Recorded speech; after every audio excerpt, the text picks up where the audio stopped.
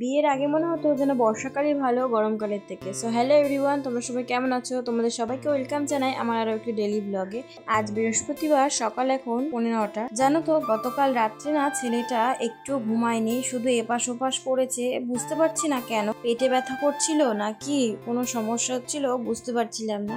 আর যেহেতু রাত্রেবেলা ঘুমায়নি, সেই জন্য আর সকালে ওকে আমি ডাকিনি। ও যেমন ঘুমাচ্ছে ঘুমাক, যখন উঠবে তখনই ওকে খাওয়াবো। এদিকে আমি ঘুম থেকে উঠে দেখছি রোদের দেখা পেয়েছি, সূর্যি মামা উঠেছে। সেই জন্যই ভাবলাম যে যেসব কাচাকাচি গুলো আছে ওগুলো মাকে দিয়ে দিই, মা ঝটাপট কেচে দেবে। এদিকে কিন্তু মায়ের কাজবাজ প্রায় হয়েই গেছে, সকালে যেসব আশিবাসি থাকে মাকে ওদিকে দিয়ে আমি চলে এসেছি ছেলেটার জন্য একটু জল রোদে দিতে। প্রতিদিনই তো বৃষ্টি হচ্ছে, সেই জন্য ওকে কিন্তু রোদের জল দিয়ে একটুখানি ওকে স্নান করানো হয় না। প্রতিদিনই ওকে গ্যাস থেকে গরম করে সেই জলটা দিয়ে স্নান করায়। আজকে ভাবলাম যে রোদ যখন উঠেছে একটু জল রোদে দিই, সেই জলটা দিয়ে স্নান করাবো। আর জানো তো, রোদের জলে বাচ্চাদের স্নান করানো আমি শুনেছি যে ভালো, মা দিদুনের কাছে শুনে, সেই জন্যই তো আজকে যেহেতু সুযোগটা পেয়েছি, সুযোগটা আর হাতছাড়া করিনি। এদিকে আমার কাজ বাজ সেরে উঠতে উঠতেই দেখছি আমার ছেলে উঠে গেছে। এসে ওকে ফ্রেশ করিয়েছি, তার পরপরই মা বলছে যে তাহলে উঠে এখন গেছে, অনেকটাই বেলা হয়ে গেছে, ওকে আমি স্নানটাই করিয়ে দিই, তুই আমাকে সবকিছু এনে দে। সেই মতো আমি সবকিছু মাকে গুছিয়ে দিয়েছি। মা কিন্তু সোনাকে স্নান করিয়ে তারপরে জামা কাপড় পরিয়ে দোলনায় রেখেছে। জানো তো,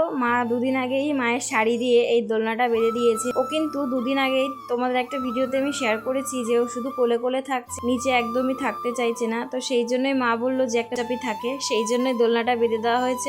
ও কিন্তু দোলনায় দিলে বেশ চুপচাপই থাকে, দোল চড়তে চড়তে একা একাই ঘুমিয়ে পড়ে। প্রথম প্রথম একটু ভয় পেতো, কেঁপে কেঁপে উঠতো, এখন কিন্তু সেটাও সয়ে গেছে। ও চড়তে বেশ ভালোই বাসে। তো এদিকে মা ওকে দোলনায় দিয়ে দিয়েছে, আমি যাব স্নানে, সেই জন্যই জামা কাপড় কটা আমি তুলতে এসেছি। দেখছি কোনগুলো শুকিয়েছে আর কোনগুলো ভেজাগুলো উল্টে পাল্টে দিয়েছি। আচ্ছা, রাত্রেবেলায় বাচ্চা কাচ্চা এরকম ঘুমাতে চায় না কেন, এটা কি তোমরা জানো? মানে যারা এক্সপিরিয়েন্স করেছো বিষয়টা, তো তারা কি জানো বিষয়টা কেন? আমাকে অবশ্যই জানিও যদি তোমরা জেনে থাকো। আমি যেহেতু জানি না, সেই জন্যই জিজ্ঞেস করছি তোমাদের কাছে।